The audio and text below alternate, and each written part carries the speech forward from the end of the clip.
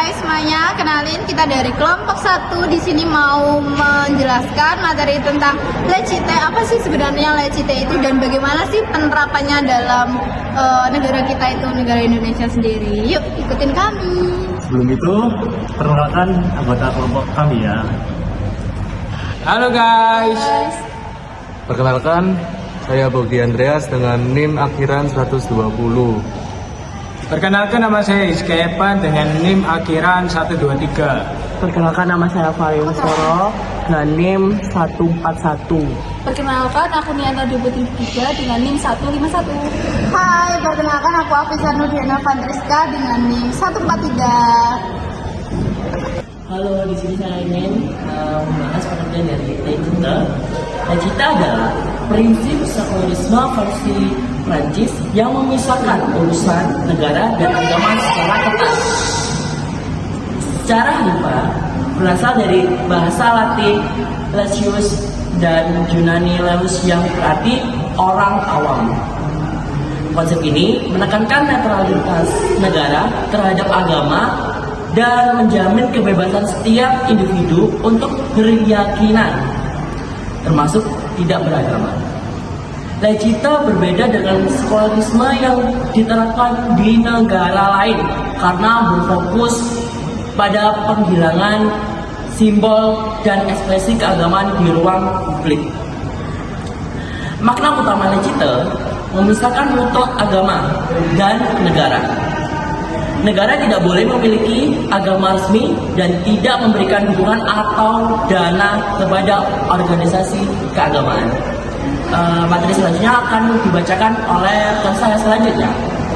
Jadi di sini saya akan melanjutkan yang disampaikan oleh rekan saya.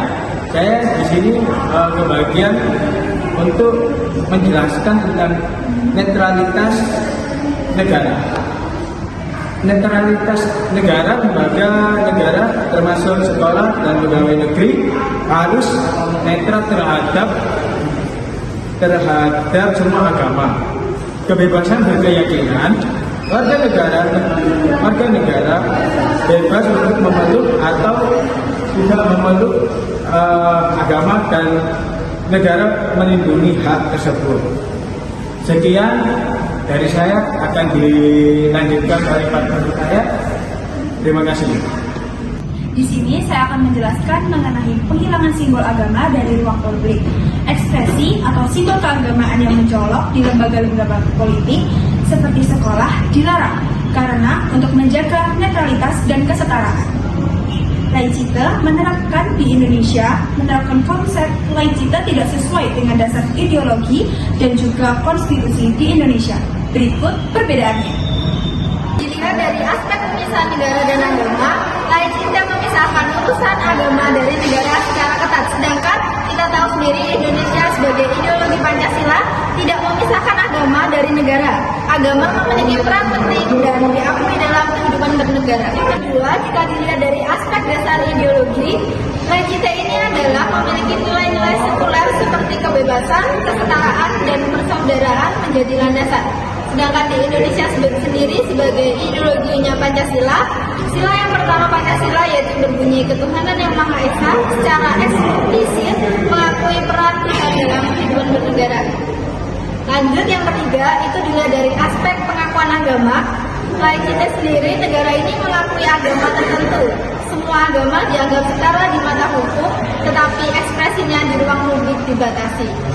Lalu sedangkan di Indonesia sendiri sebagai landasan ideologinya Pancasila, negara mengakui dan mengatur tentang agama resmi, yaitu agama Islam, Kristen, Katolik, Hindu, Buddha, dan Konghucu, serta mengakomodasi penghayatan kepercayaan. Terima kasih, materi selanjutnya disampaikan oleh rekan saya. Nah, kemudian dalam aspek regulasi kehidupan beragama, di LCT bahasa Prancis fokus pada netralitas negara dan kebebasan individu. Kemudian di dalam Indonesia, ideologi Pancasila, negara menjamin kemerdekaan setiap penduduk untuk memeluk agamanya dan beribadah sesuai keyakinan. Terdapat pada pasal 29 Undang-Undang Dasar 1945, serta melindungi hak tersebut melalui regulasi. Yang terakhir, pada aspek simbol agama di ruang publik. Dalam Legite bahasa Prancis, simbol agama yang mencolok dilarang di lembaga publik untuk memastikan netralitas. Kemudian dalam bahasa Indonesia, ideologi Pancasila, simbol dan ekspresi keagamaan dapat muncul di ruang publik dan negara, mengakomodasi kebutuhan pribadi, beribadah, misalnya dengan mendirikan Kementerian Keagamaan.